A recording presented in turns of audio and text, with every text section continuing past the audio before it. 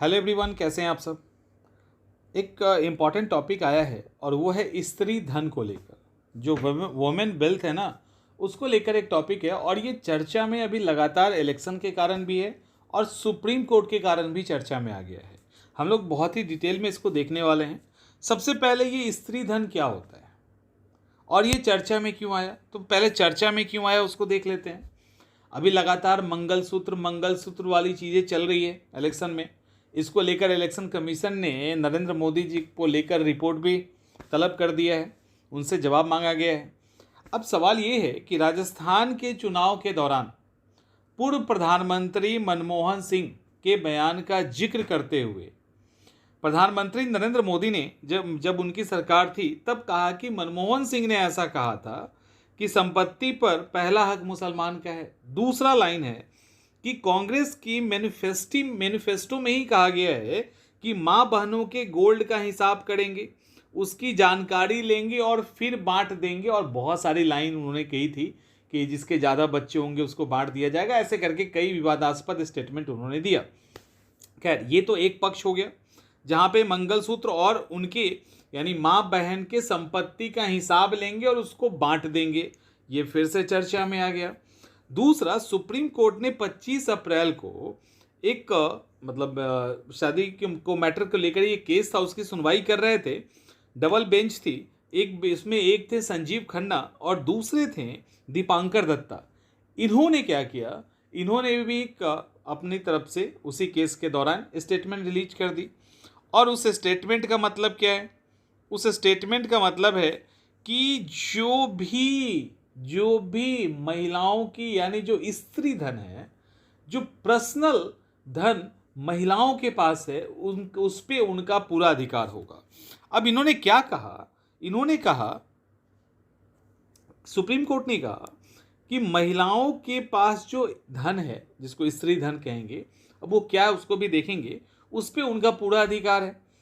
शादी के पहले मिला हो, शादी के दौरान मिला हो या शादी के बाद मिला हो, उससे फर्क नहीं पड़ता।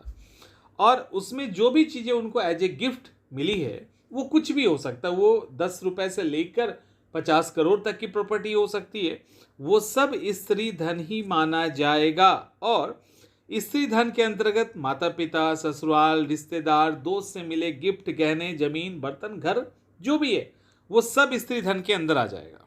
ठीक है, सब स्त्री धन में आ जाएगा। अब सवाल, ये स्त्री धन होता क्या है? एक तो नॉर्मल धन होता है, ये स्त्री धन स्पेशली क्या है? देखो, स्त्री धन एक कानूनी टर्म है और ये आज से यूज नहीं हो रहा। ये एंशिएंट टाइम यानी प्राचीन काल से ही यूज हो रहा है। एंशिएंट टाइम में भी जो महिलाओं की प्रॉपर्टी थी वो उनकी ही होती थी। इसको लेकर जन्म से लेके मरने तक आप सीधा लगा लो, क्योंकि जो अनमैरिड है वो भी और जो मैरिड है वो भी, जन्म से लेके मरने तक महिलाओं को उपहार स्वरूप जो भी चीजें मिलती है उसको स्त्री धन कहा जाता है। और स्त्री धन में विवाहित और अविवाहित दोनों ही महिलाएं आती है, यानी दोनों ही स्त्री आती है। स्त्री धन के अंतर्गत छोटे मोटे तोहफे से लेके महंगे प्रॉपर्टी तक आ सकता है, उसका कोई लिमिटेशन नहीं है। स्त्री धन से रिलेटेड कानून देखिए, हिंदू लॉ में रूल है, हिंदू उत्तराधिकार अधिनियम जो है ना 1956, उसका सेक्शन 14 और हिंदू विवाह अधिनियम 1955 का सेक्शन 27 क्या कहता है कि हिंदू महिला को स्त्री धन का हक है, यानी उनके पास जो धन है उसका हक है। एक्चुअली मुस्लिम लॉ के अंदर भी जो महिलाओं की शादी होती है, लड़कियों की जो शादी होती है, उसमें मेहर देने का जो रिवाज है, तो मेहर में जो भी अमाउंट होता है वो एज ए स्त्री धन उस लेडी की होती है। वो चाहे तो दे, वो चाहे किसी को दे दे, कहीं खर्च कर दे, किसी को ना दे, उनका उस पर अधिकार होता है। तो खैर, अभी हिंदू एक्ट में हम देखें तो हिंदू उत्तराधिकार अधिनियम 1956 के सेक्शन 14 और हिंदू विवाह अधिनियम 1955 का सेक्शन 27, इसके अंतर्गत कहा गया है कि हिंदू महिला को स्त्री धन का हक है और जो भी उनकी प्रॉपर्टी वो किसी को दे सकती हैं, बेच सकती हैं, ये भी कहा गया है। एक और है, वो है घरेलू हिंसा अधिनियम 2005। घरेलू हिंसा अधिनियम 2005, इसके सेक्शन 12 में कहा गया है कि यदि इसमें भी कहा गया है कि महिलाओं को अपने स्त्री धन पे अधिकार होगा और उनका वो अगर किसी भी तरीके से डोमेस्टिक वायलेंस का शिकार होती हैं, यानी घरेलू हिंसा का शिकार होती है, तो कानूनन वो स्त्री धन को वापस मांग सकती है। इसीलिए आपने देखा होगा जब भी दहेज हत्या का केस फाइल होता है, एक और केस साथ में लगता है। आप में से अगर किसी के साथ बीता होगा तो समझ जाओगे अच्छे से। तो एक और केस फाइल होता है जिसमें ये कहा जाता है कि हमारे पास इतना गहना था, हमारे ससुराल वाले ने रख लिया, या हमें ये संपत्ति मिला था, वो एसेट था, वो सब रख लिया, वो भी हमें दिलवाया जाए। ऐसे करके भी एक एक्स्ट्रा ये जो घरेलू हिंसा अधिनियम है ना, उसके अकॉर्डिंग एक और केस दायर कर दिया जाता है। अब इसके साथ कोई भी महिला को स्त्री धन अगर है तो वो अपने पास रख सकती है, किसी को अपने कंसेंट पर दे सकती है। जबरदस्ती कोई अपने पास रख ले, जैसे अमूमन ससुराल वाले कहते हैं कि अरे मेरे पास रहने तो सुरक्षित रहेगा तुम्हारा, जबरन कोई उनका एसेट नहीं रख सकता है, ये ध्यान रखिएगा। अगर रखता है तो कानूनी कार्रवाई हो जाएगी। अब आपके मन में आएगा कि दहेज और स्त्री धन में क्या अंतर है?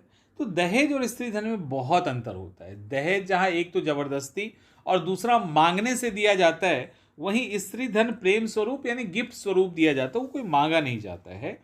और अगर कोई दहेज को लेकर किसी लेडी को टॉर्चर कर रहा है, उसने उस दहेज को लेकर केस कर दिया, तो साथ में एक और केस किया जा सकता है कि भैया मेरा स्त्री धन भी जो है ना हमको वापस करो, हम नहीं देंगे तुमको, चाहे जो हो जाए। तो ये है आपका स्त्री धन। ठीक है, आई होप कि चीज़ें समझ में आ गई होंगी। मिलते हैं अगले वीडियो में इसी तरह के इन्फॉर्मेटिव वीडियो के इन्फॉर्मेशन के साथ। एक और चीज़, जब स्त्री धन आया ही है तो याद रखिएगा कि अगर कोई आगे इससे आपसे पूछा जाए, ठीक है, कोई भी इससे अगर आपसे पूछा जाए तो स्त्री धन शब्द का प्रयोग कर लेना, वर्ड का यूज़ कीजिएगा और ये मौका आपको मिल जाएगा। वुमेन एम्पावरमेंट या महिलाओं से रिलेटेड अगर कोई भी इससे आता है, वहाँ पे आप इस टॉपिक का आराम से यूज़ कर सकते हैं। जस्टिस का नाम याद रखिएगा, कोट कर दीजिएगा, अच्छा नंबर मिलेगा। क्लियर? तो इसके साथ सोशल इश्यूज़ के अंदर भी आप इसका यूज कर सकते हैं। और जीएस के भी किसी सेक्शन में अगर इस तरह के सवाल आए, चूँकि करंट टॉपिक है, तो आप इसको वहाँ पे भी डाल सकते हैं। सोशल सेक्टर के अंदर सवाल आ सकता है, यूपीएससी या अदर एग्जामिनेशन के अंदर पूछा जा सकता है। तो स्त्री धन इंपॉर्टेंट टॉपिक है, इस बात का ध्यान रखिए कि यहाँ से आप आराम से कहीं ना कहीं इसको आप अपकमिंग एग्जामिनेशन में यूज़ कर लेंगे। मिलते हैं अगले वीडियो में।